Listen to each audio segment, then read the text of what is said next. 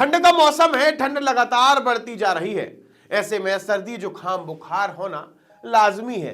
तबीयत नरम गर्म होती नजर आ रही है।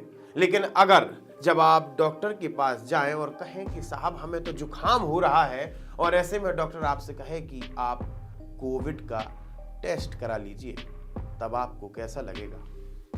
तब आपको कैसा लगेगा कि जब आप अपना उपचार कराने अस्पताल जाते हैं और डॉक्टर कहे कि मास्क लगाकर घूमिए, आपको कोविड हो सकता है। नमस्कार, मैं आशुतोष भार्गव, आप देख रहे हैं आयुध। आज की वीडियो में हम आपको बताएंगे कि एक बार फिर से देश में कैसे बड़ी तेजी से पैर पसारने लगा है कोविड-19।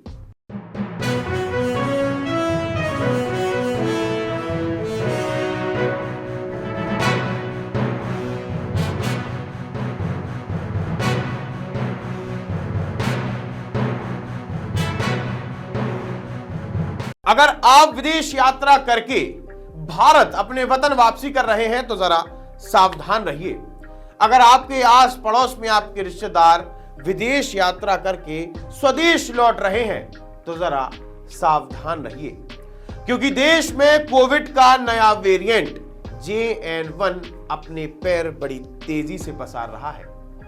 लगभग 8-9 महीने से देश के अंदर कोविड का कोई भी माहौल नहीं था, लेकिन 8 दिसंबर को जब से केरला में एक व्यक्ति को कोविड के JN1 सिम्टम का पता लगा है, तब से पूरे देश में लोग मास्क पहनकर घूमने लगे हैं और अचानक से सोशल डिस्टेंसिंग की बात करने लगे हैं। 8 दिसंबर को केरला में सबसे पहले जांच में पता लगा कि JN1 नाम का वायरस केरल में मिल गया है। बीते दिनों 18 दिसंबर को इंदौर में एक व्यक्ति की तबीयत खराब होती है। सर्दी जुकाम होता है, बुखार होता है, जिसके बाद वो अस्पताल पहुंचता है। अस्पताल में उसकी जांच की जाती है और वो कोविड पॉजिटिव निकलता है। असल में एक परिवार के 2 रिश्तेदार कुछ दिन पहले मालदीव घूमने गए थे।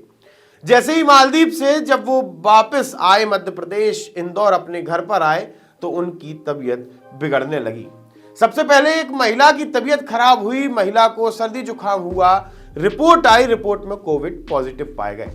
जिसके बाद 7 दिन बाद पुरुष की तबीयत खराब हुई, सर्दी जुकाम हुई, स्वास्थ्य बिगड़ा, जांच की गई तो उसमें कोविड का नया वेरिएंट JN1 पाया गया। जिसके बाद इंदौर, भोपाल, जबलपुर, ग्वालियर में हड़कंप मच गया। और बीती आज की खबर है कि जबलपुर में एक महिला जो कि बीते दिनों नॉर्वे से जबलपुर आई थी, वो भी कोविड पॉजिटिव पाई गई है।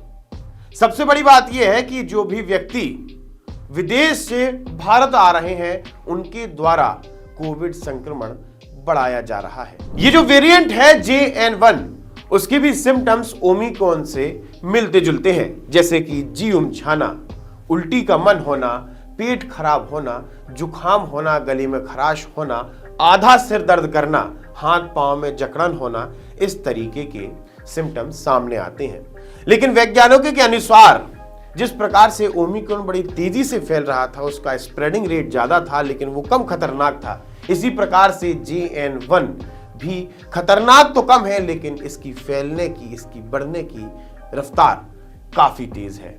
जैसे ही कोविड-19 या कोरोना की बात आती है तो वैसे ही कोरोना की पहली और खास करके कोरोना की दूसरी लहर आंखों में झूलने लगती है।